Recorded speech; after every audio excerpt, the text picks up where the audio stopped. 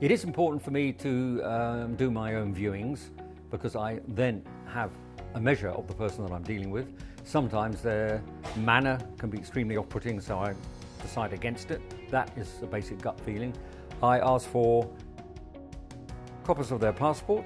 I ask for previous landlord's reference, previous address, any right to rent, a legal requirement, proof, visas if they're non-EU, bank statements, and if I have any doubts whatsoever, I ask for a guarantor, and that is really quite important.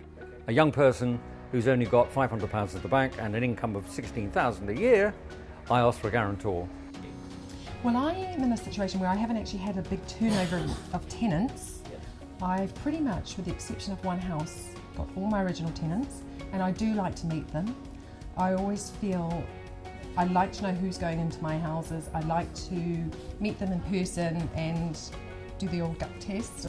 I find it's very important to ask them why they're looking for a new home and why they're leaving their current home, and potentially get an idea of how long they'd like to stay for. I, as I said, like to have long-term tenants. I don't like to have voids, and I just find I like to provide a home and just know who you're going to be dealing with. It's very important. I have made one mistake, but on most other occasions it's been proved right. But of course, you've got to check the references, you've got to make sure they're genuine.